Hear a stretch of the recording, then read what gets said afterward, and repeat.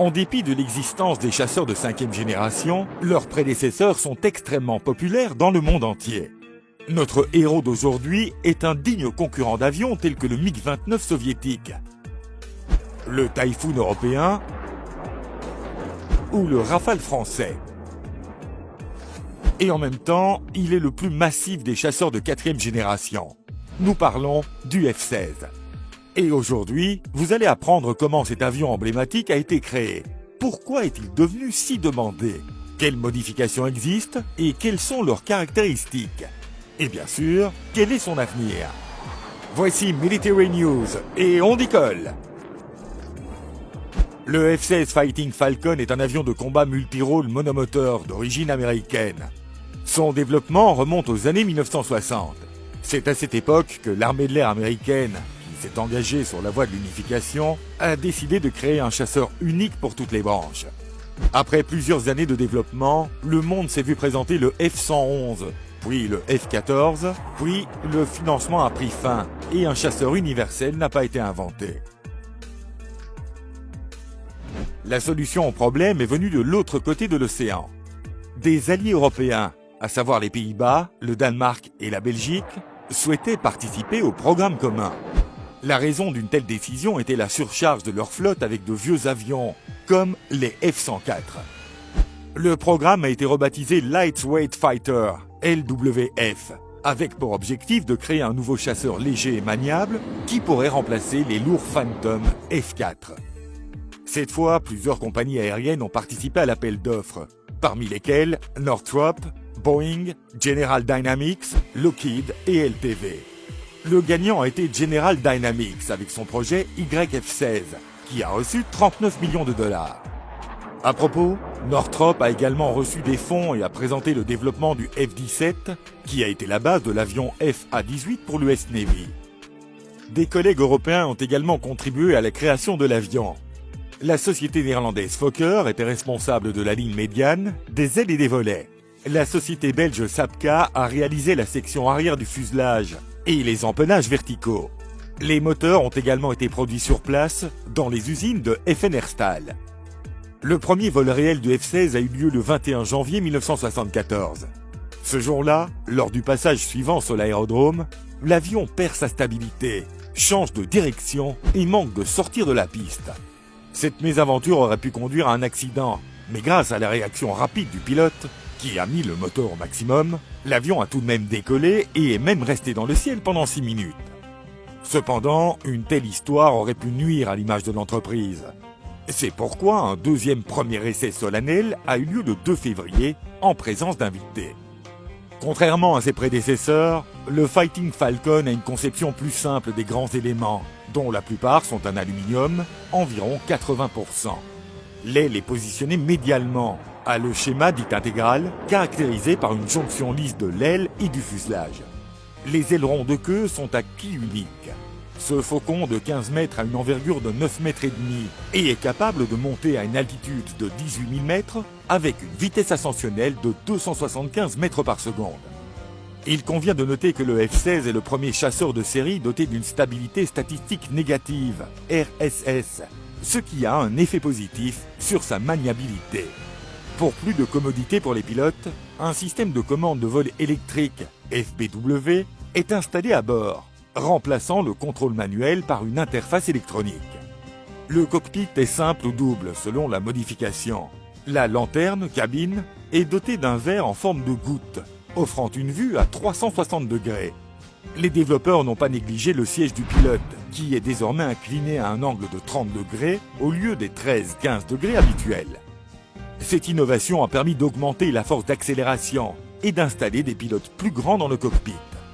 Une autre amélioration du contrôle de l'avion était le système HOTAS, dans lequel les commandes étaient situées sur la manette des gaz et le bouton de commande. Comme vous l'avez peut-être deviné, le F-16 a subi de nombreuses modifications, dont la première s'appelle le Fighting Falcon. Ce modèle était équipé d'un moteur Pratt & Whitney F1000PW, similaire à celui du F-15. Bien que l'utilisation d'un seul moteur ait facilité l'entretien de l'appareil, ce dernier présentait encore de nombreux problèmes. Les premiers changements majeurs sont intervenus lors de la modification Block 15. avec 30% de stabilisateurs horizontaux en plus et le radar APG-66 V2. Ce modèle est d'ailleurs le plus massif et compte 983 unités. Les quelques modifications suivantes ont également été équipées de moteurs, de radars et d'armes améliorées. Par exemple, le modèle Block 20 a ajouté les missiles Sparrow et American Ram AIM-120. Avec le modèle suivant, le chasseur réduit la visibilité radar. Une fine couche d'or est appliquée sur la surface des volets de la lanterne du cockpit, afin que le rayonnement incident soit uniformément dispersé et ne pénètre pas à l'intérieur du cockpit. À partir du modèle Block 30, le F-16 utilise activement les moteurs General Electric comme source de puissance. Parmi les nouvelles armes, il convient de mentionner les missiles anti-radar HARM AGM-88 et Shrike AGM-45. Les Night Falcons ou Block 40-42 pouvaient voler à n'importe quelle heure du jour et dans n'importe quelle condition météorologique. La portée de leur armement a été augmentée grâce au système JDAM, qui transforme les projectiles en chute libre en projectiles corrigés, aux distributeurs de munitions corrigés du vent, système WCMD, aux bombes aériennes AGM-154 et aux bombes guidées par laser EGBU-27.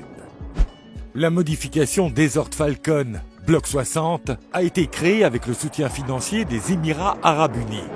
Elle a été complétée par un nouveau réseau phasé actif APG-80, des réservoirs de carburant conformes et le moteur le plus puissant conçu pour le F-16. Grâce à lui, le chasseur atteint des vitesses 2 fois supérieures à celles du son.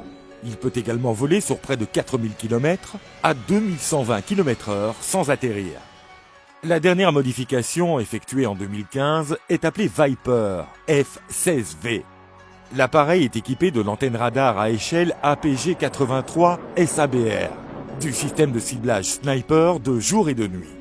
Cependant, pour rivaliser avec les MiG et les Sukhoi en matière de manœuvrabilité, il a été nécessaire de réduire considérablement le poids de cet appareil. La plupart des armes, même le canon Vulcan M61 de 20 mm, ont été retirées de ce modèle. Le Fighting Falcon peut à juste titre être considéré comme le chasseur de 4e génération le plus populaire, car il est en service dans 25 pays et compte actuellement plus de 4600 unités en service. Alors, quelle est la raison de cet enthousiasme?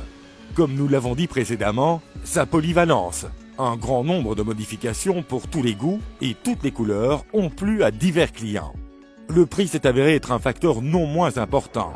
Au moment de la sortie du premier modèle, en 1975, son prix était de 4,5 millions de dollars.